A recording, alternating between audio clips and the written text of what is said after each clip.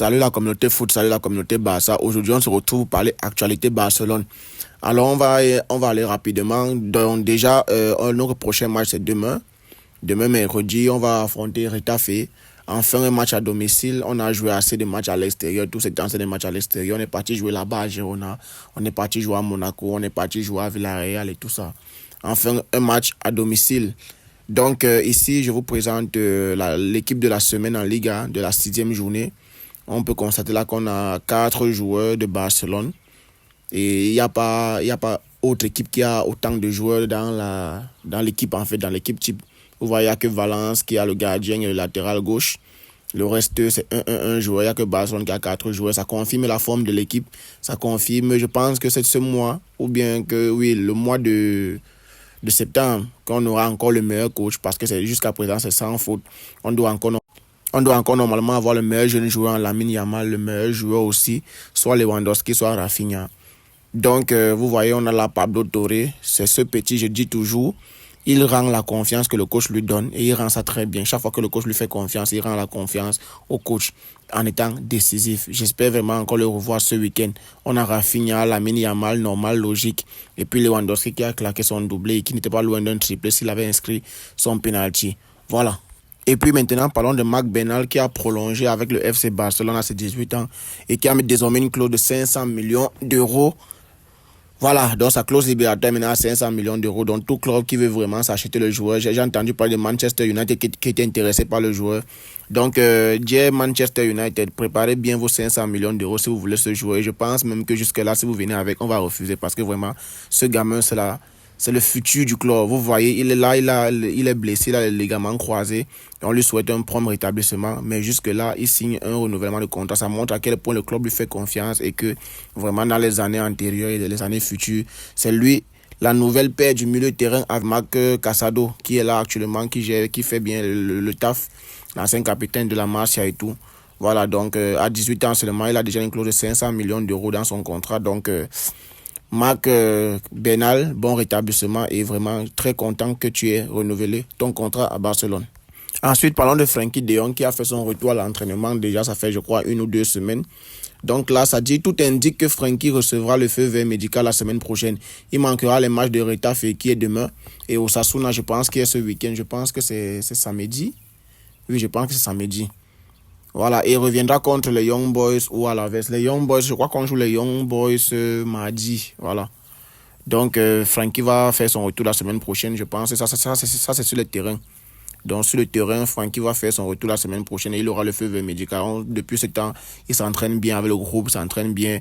Il ne reçoit plus de douleur malgré qu'il a refusé la chirurgie et tout. Donc, on attend son retour parce que vraiment, on en aura besoin. Parce que le milieu de terrain, là, ça commence déjà à beaucoup se vider. Il y a Fermin Lopez qui n'est pas encore revenu, Marc Bernal qui s'est blessé, Olmo qui s'est blessé. Voilà, donc on aura vraiment besoin d'un Frenkie de Jong de retour et à un très très bon niveau. Ensuite, parlons des propos de Hansi Flick. Voilà, actuellement, je viens de voir que la réunion Hansi Flick Déco est terminée. Bon, je ne sais pas sur quel thème portait la réunion, je vais vérifier ça après. Mais là, ici, il dit, nous avons analysé le match de Villarreal et je pense que nous devons nous améliorer dans certains domaines. Il y a beaucoup à offrir, mais il faut y aller étape par étape. Donc voilà. Donc on s'est amélioré dans pas mal de domaines, surtout offensivement. On s'est beaucoup amélioré parce qu'au début, vous voyez, c'était possible, les victoires étaient possibles. Après, on a commencé à marquer 2, 3, 4, 5, 6, 7 buts même, 5 buts, 4 buts. Voilà, vous voyez. Donc offensivement, on s'est beaucoup amélioré. Je pense que là, il parle beaucoup plus de défensivement.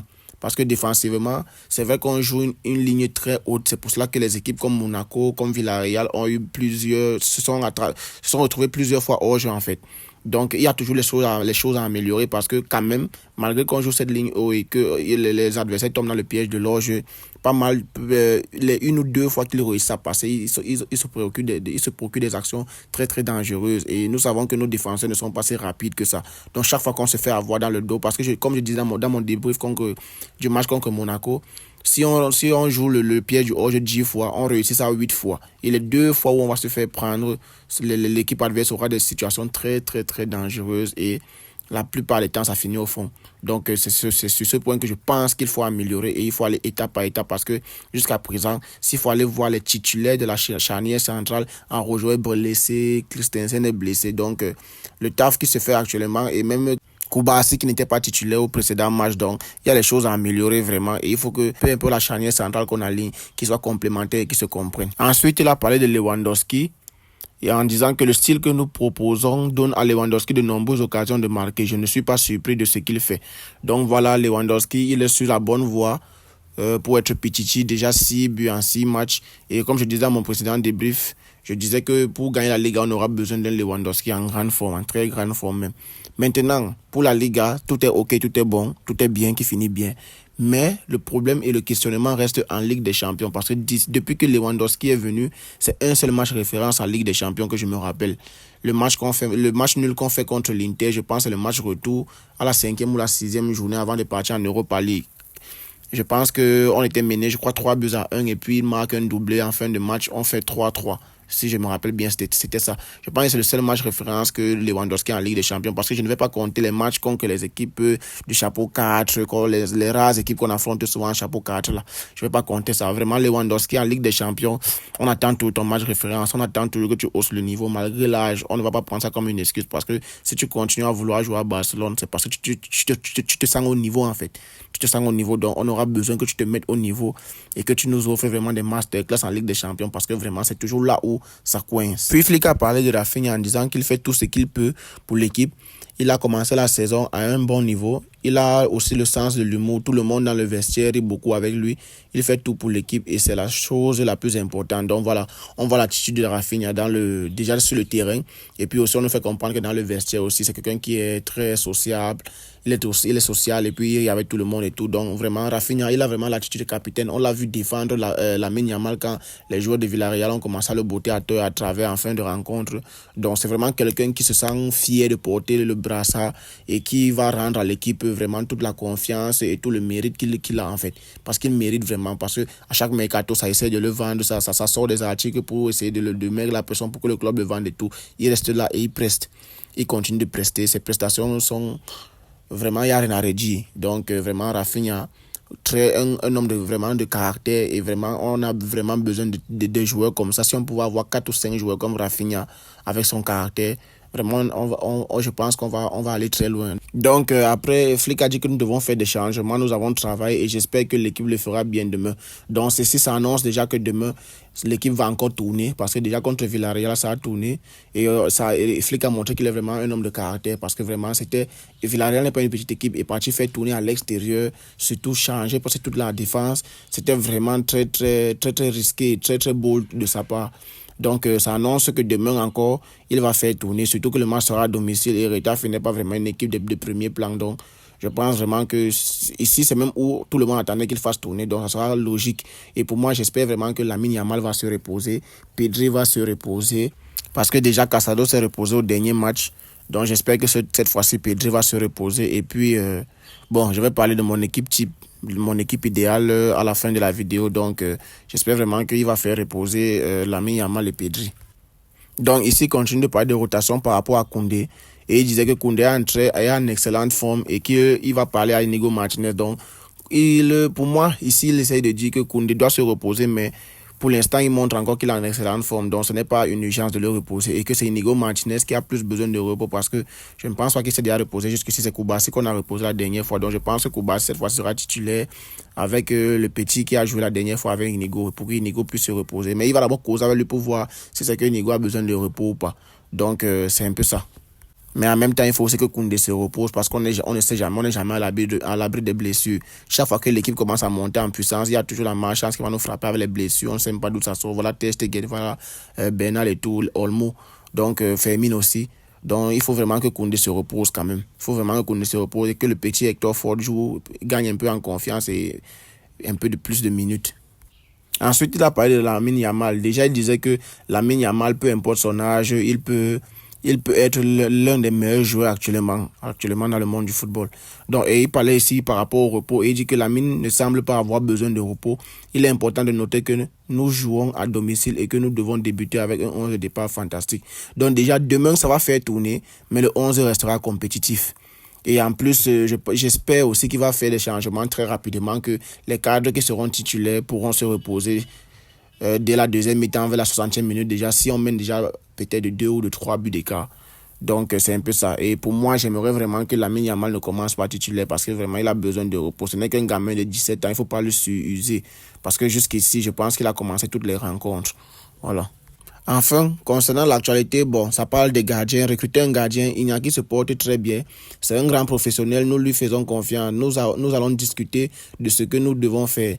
Nous sommes à l'aise avec lui. Nous ne ressentons pas la pression. Donc, il n'y a pas de pression de recruter un gardien. Mais comme je disais tantôt, on n'est jamais à l'abri des blessures. Personne n'espérait que Ter Stegen allait se blesser cette saison et c'est arrivé. Donc, même pas seulement les blessures. Ce n'est pas bien qu'un gardien se sente tellement à l'aise et sachant qu'il n'a pas de concurrence derrière.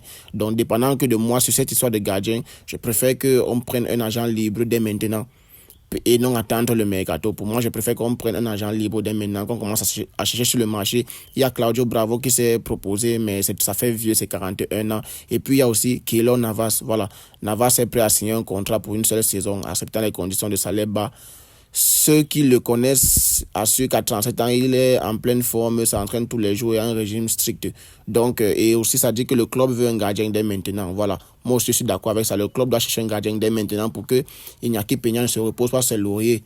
Et puis, Navas se propose. Il a joué au PSG, il a joué au Real de Madrid. Et s'il se propose à Barcelone, c'est parce qu'il a aussi envie de retrouver le terrain.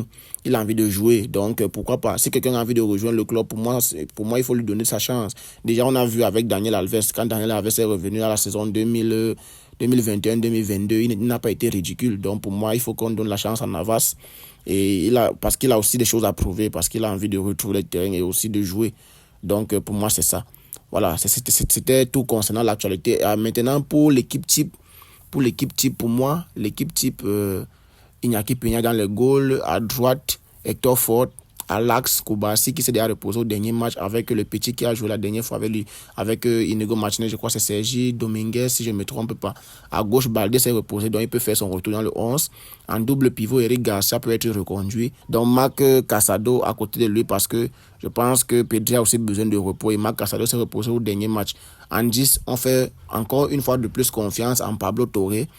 À gauche, je pense que Rafinha est en bonne forme. Le fait qu'il n'est pas parti dans la précédente trêve internationale, je pense qu'il peut enchaîner. Rafinha peut bien enchaîner. À droite maintenant, pour moi, j'ai pas de souci si on lance Ferran Torres. Voilà, Ferran Torres. Pour moi, j'ai pas de problème si il commence le match. Vu qu'il faut faire reposer Lamine Yamal, Ferran Torres peut commencer à droite et puis Lewandowski en pointe. Voilà les gars, merci à ceux qui sont restés jusqu'ici. Comme d'habitude, n'hésitez pas à liker, commenter, partager. Abonnez-vous surtout les gars, abonnez-vous, ça fait plaisir, ça encourage et ça donne de la force. Donc merci à ceux qui sont restés jusqu'ici, je vous aime comme d'habitude, peace.